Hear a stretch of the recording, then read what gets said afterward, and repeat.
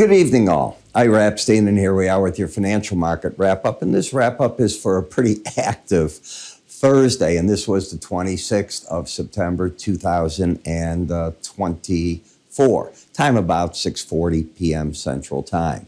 Another day, another set of records in the stock market. Don't know what's going to stop it right here. This is your week period. Remember, we were supposedly, and when I say we, the seasonality of the market, the word we is wrong. The seasonality of the market is often that September is one of the weakest months of the year.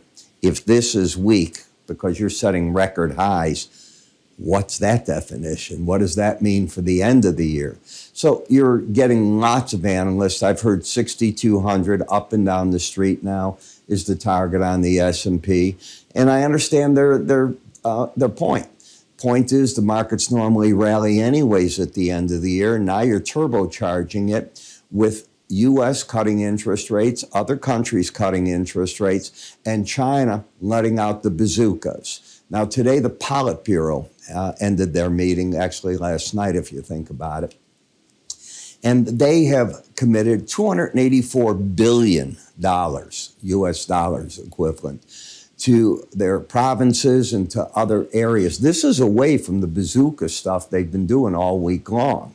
So they are throwing a lot at the market. We've yet to see it work through their economy, and the markets like to anticipate. So copper markets in the 460s, the gold markets 2,700. But I'm going to repeat, it's like in the U.S. You get a cut from the Fed, but it's got to work its way into the market, or the Fed's behind the market and the cash has already priced it.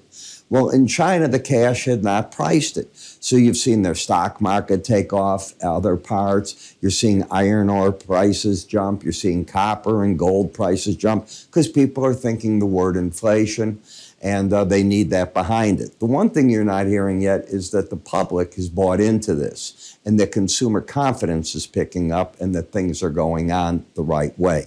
We have to wait and see that for that. But the sleeping giant has awoken. That is the key. And if they've awoken, they're going to keep throwing until they resolve their issues. So this took forever. But they won't make their year-end target of growth if they don't do something, and I think that's what this is about as much as anything else. U.S. bonds and notes keep every little bit, but it's a little bit. They're adding yield right here, and they've been doing it. We probably have added in the 10-year about a quarter point, basically. We are looking at the currency markets a little bit of everywhere. The yen, of course, has been breaking down. You've been holding on in the euro versus the dollar, and the euro's again pushing the 112s. You had a rescue package come in a funny way in the Swissy.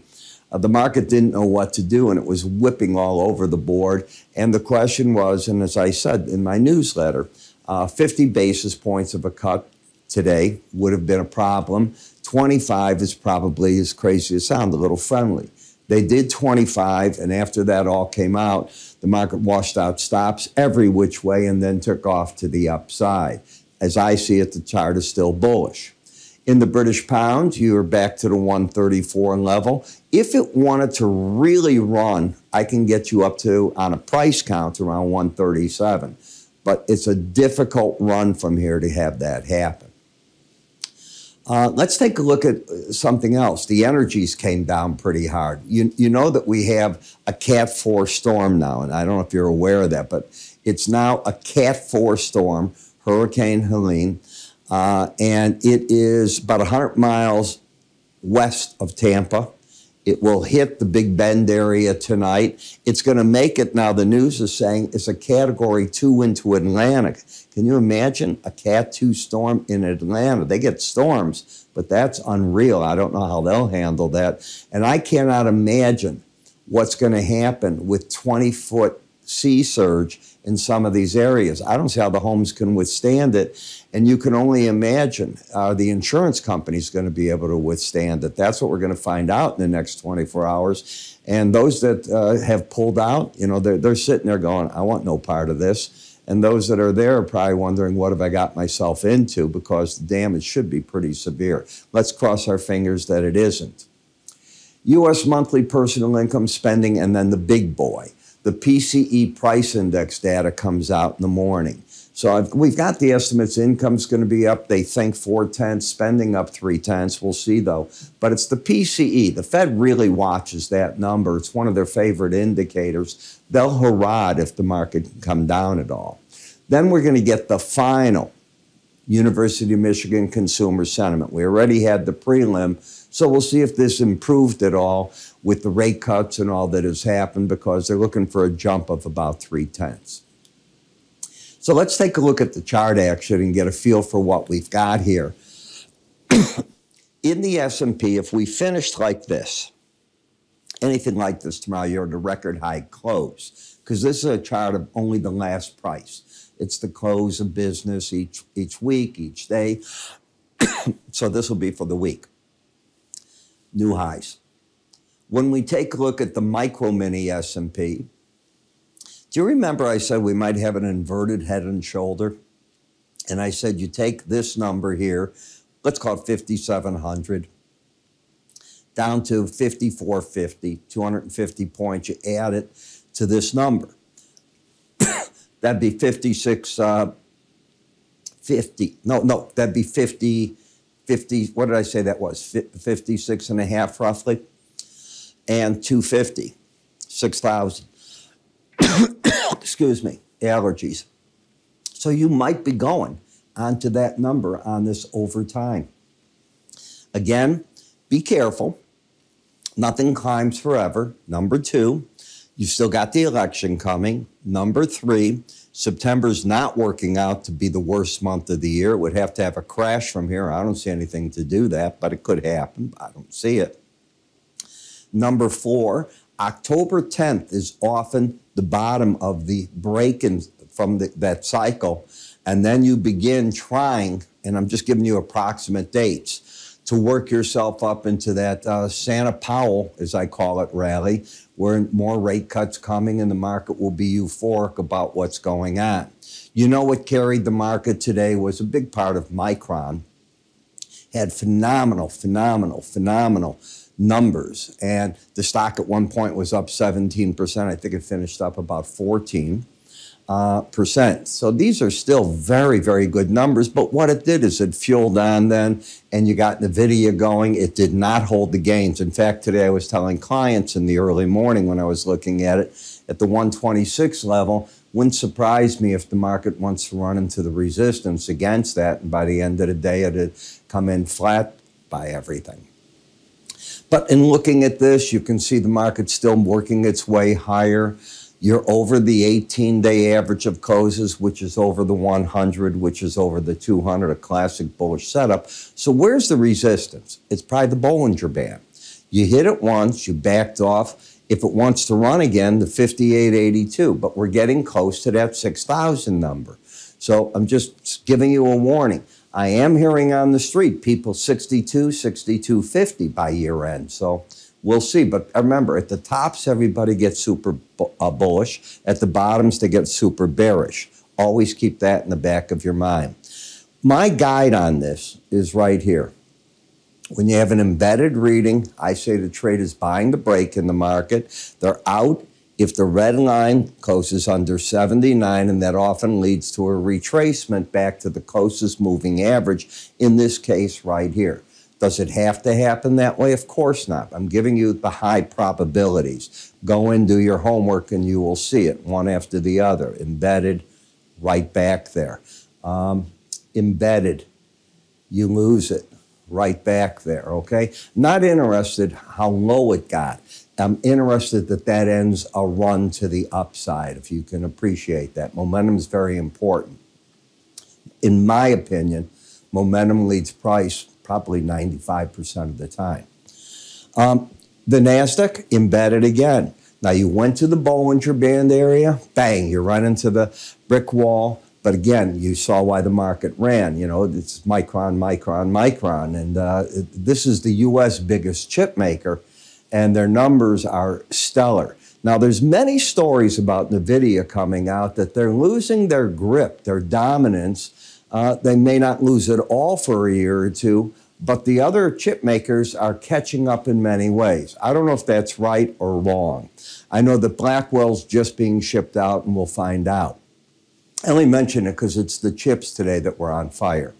When you look at the Dow, embedded, lose that reading. I think you go back to the 18, don't lose it. Why not up here to the 43,000 level? And I'm not in love with the Russell. I'm one of the few guys, and I'm probably going to eat crow, that is just saying, no, it's not, they're not rotating. People aren't rotating into this. They may be, but it's not going anywhere. And I'm going to repeat, it's still, you got to get everything else so priced out that you want to buy that. That's up to you. I don't see it on the chart as good action. Now, I do see the 10-year note dropping into the Bollinger Band. This is where I think the market's going to fight now for the support. So this was your rate cut, this was your correction, and that's where you're at. Rate cut, you ran up into it, did it, coming down into the Bollinger Band and oversold. So I'm thinking, and I'm not bottom picking, I'm thinking that the pros are going to cover their shorts right here against those numbers, walk away from the short side of the market, because soon we'll be talking, oh, gee, what's the Fed going to do? What is it, November 6th? And people will say, well, they don't want to be politicized. By then, the election's over. How could they be politicized after it's over if they cut rates or don't cut rates? It's nonsense. Lower highs, lower lows in the dollar. It is oversold, but it's still downtrend. Uptrend, overbought in the euro. Both the dollar hit a downside target, this hit an upside. So I think the pros have stepped out of these markets to a good degree. You've been running in the British pound. This is that Gorilla Glue trade with an embedded reading.